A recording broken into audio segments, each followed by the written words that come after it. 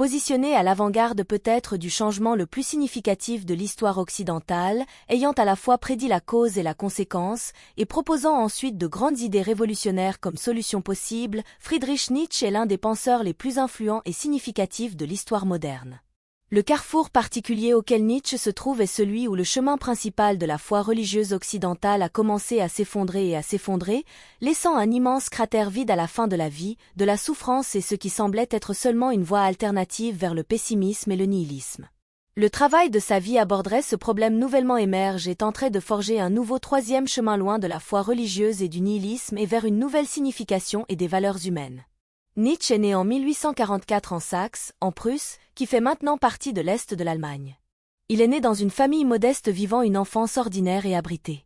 Son père, Karl Ludwig Nietzsche, était pasteur luthérien de la ville, ce qui plongerait immédiatement le jeune Nietzsche dans la foi chrétienne.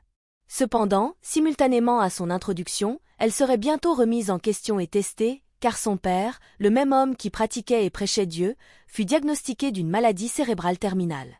Pendant 1 an, son père souffrit horriblement et mourut ensuite à l'âge de seulement 35 ans. Et l'année suivante, le frère cadet de Nietzsche, Ludwig, décéda également.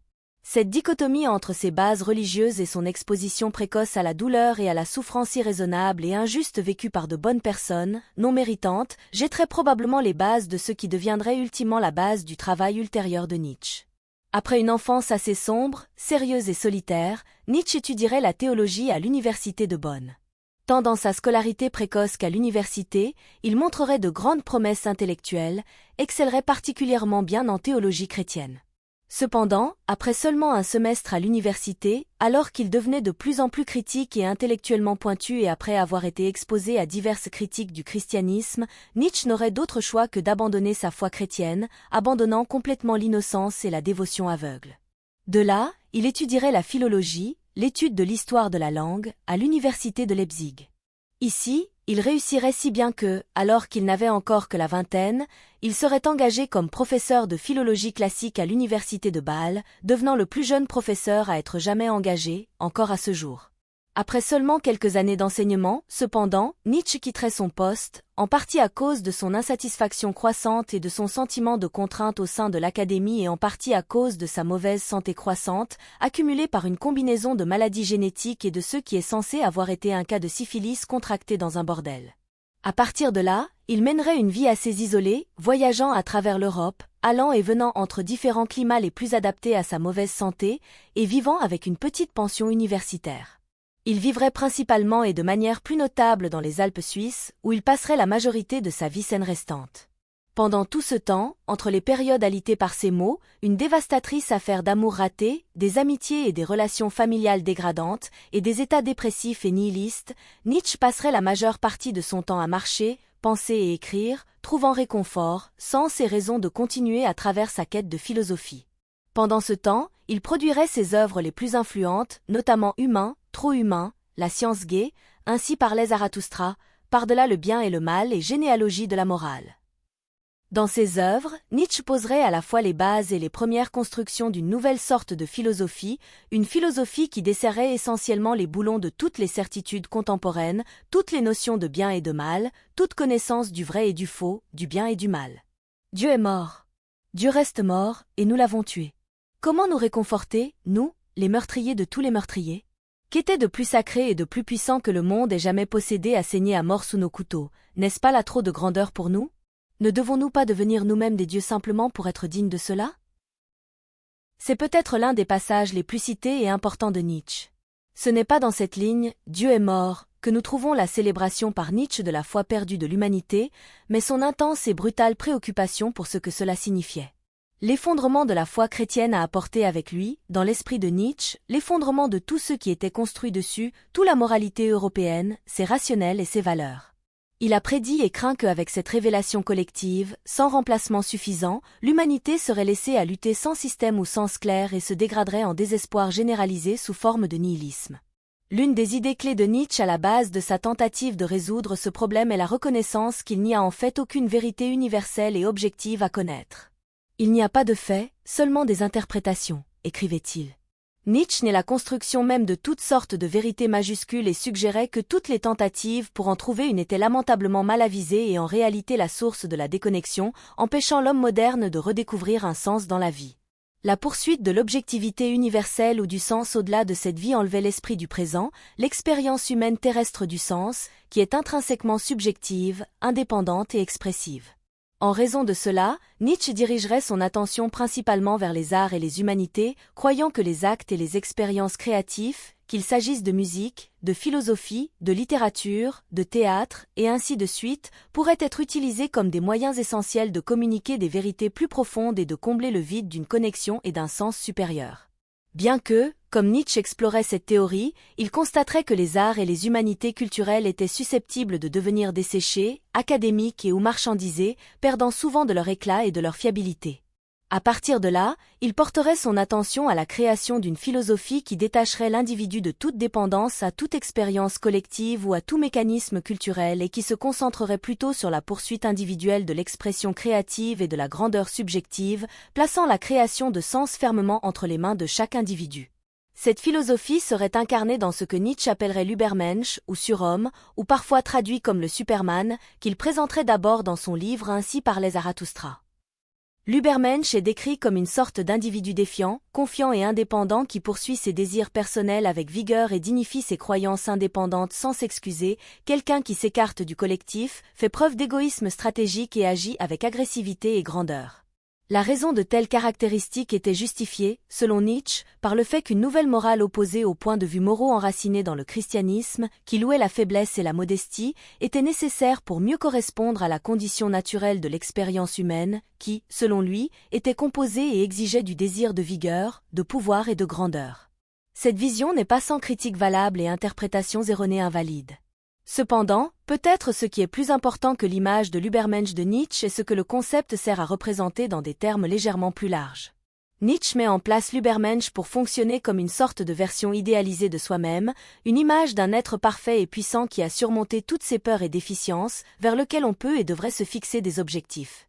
Bien sûr, en tant qu'idéal, il ne peut jamais vraiment être atteint, mais c'est fonctionnellement le point. Nietzsche a proposé que le monde, y compris l'humain, fonctionne sur ce qu'il appelait la volonté de puissance, un désir insatiable chez chaque être vivant de manifester le pouvoir. Le monde est volonté de puissance et rien d'autre, écrivait-il. Et selon Nietzsche, cette volonté de puissance se manifeste dans le désir de croissance personnelle et se satisfait dans la poursuite de cette croissance.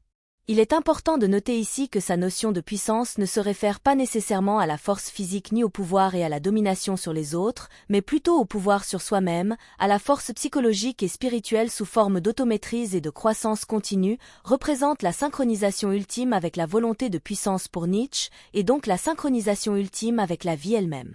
Le désir et la recherche de l'idéal de l'Übermensch servent de combustible perpétuel à ce processus de croissance de soi, alors que l'on travaille à travers un cycle continu de mécontentement de soi, d'amélioration de soi et de redécouverte de soi encore et encore. Pour Nietzsche, ce processus, qu'il appellerait surpassement de soi, est fondamental pour répondre et résoudre le problème du sens et de la valeur dans la vie. Tant que l'on établit ses objectifs de croissance au nom de ce qu'il considère comme une version idéalisée, affirmant la vie d'eux-mêmes, le processus transmute la souffrance de la vie en quelque chose de valable et de personnellement rachetable, une sorte d'alchimie de l'esprit qui affirme la vie face à sa souffrance inévitable.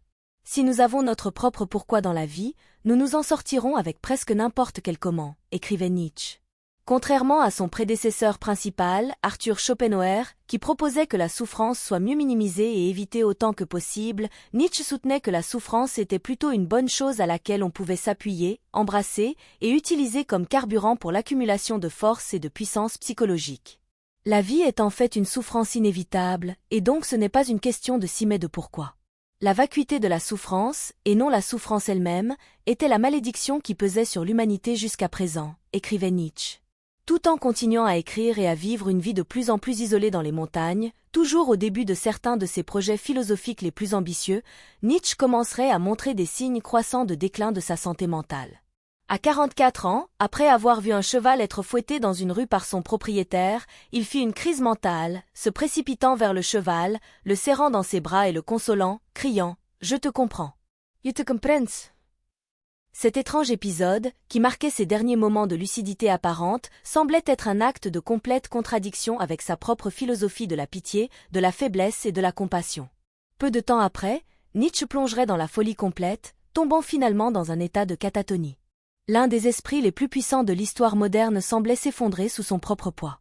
Si la cause était organique, les conséquences latentes de ces maladies contractées, ou la conséquence d'un esprit qui se serait trop enfoncé en lui-même, se retrouvant coincé sur son chemin de retour, est inconnue.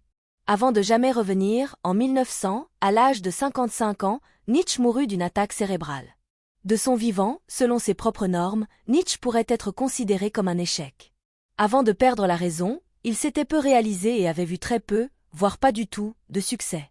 Ses livres ne se vendaient pas, et il n'avait jamais vraiment obtenu de respect ou de reconnaissance notable. Mais après sa mort, bien sûr, son œuvre décollerait, gagnant bientôt une attention, un respect et un suivi mondiaux massifs, dont certains malheureusement conduiraient à de terribles, erronées et mal conçues applications. Cependant, aujourd'hui, et plus généralement, le travail de Nietzsche reste puissant, important et durablement ancré dans la pensée moderne. Ses citations, aphorismes et idées résonnent dans la culture chaque jour, littéralement et symboliquement. Et ainsi, d'une manière ironique, juste comme Nietzsche suggérait que nous devons mourir symboliquement tout au long de la vie afin que nous puissions nous sortir de notre propre chemin et devenir qui nous sommes vraiment, parfois se sacrifier, notre préservation personnelle, notre santé ou notre santé mentale dans le processus de quelque chose de plus grand, peut-être que la vie et la mort de Nietzsche n'étaient que cela, un processus de surpassement de soi vers le sacrifice de soi vers quelque chose de plus grand. Bien sûr, les idées de Nietzsche ne sont pas sans critique valable, y compris cette notion de surpassement de soi, de sacrifice et de grandeur. Bien que ces évaluations et prédictions des problèmes modernes soient sans doute assez précises, ces résolutions ne servent pas nécessairement toutes. La souffrance et la poursuite continue du désir et de l'autodestruction au nom de la croissance vers un but final inatteignable sont-elles vraiment une bonne chose? Et comment peut-on voir cela comme une bonne chose s'ils ne le font pas? Comment peut-on créer une interprétation de la vie affirmant la vie si leur interprétation de la vie n'est pas affirmante? En d'autres termes, si l'on voit la vie comme négative ou sans signification, essayer de créer des objectifs ou de se placer sur une telle interprétation ne les ramène qu'au point de départ, ayant besoin de quelque chose de vrai ou de significatif au-delà d'eux-mêmes, quelque chose d'autre que ce que l'on voit, a ou éprouve, qu'ils ne peuvent pas avoir. Et en outre, si l'on n'est pas d'accord avec la prémisse initiale selon laquelle la souffrance est bonne au nom du progrès, alors le reste pourrait simplement être une diversion. Bien sûr, étant un philosophe dont le travail ne suit pas nécessairement une structure linéaire ou systématique et peut même se contredire parfois, les idées de Nietzsche sont ouvertes à de multiples interprétations, et bien sûr, tout ce qui précède n'est qu'une seule, très brève. Et surtout, étant donné que sa philosophie est adaptée à cette nature ouverte et qu'elle n'est probablement pas un guide pour penser d'une certaine manière, mais plutôt un guide pour penser à sa propre manière, Nietzsche nous laisse l'espace pour, même si nous sommes en désaccord avec lui, faire exactement comme il l'a fait et ouvrir une nouvelle direction pour nous-mêmes.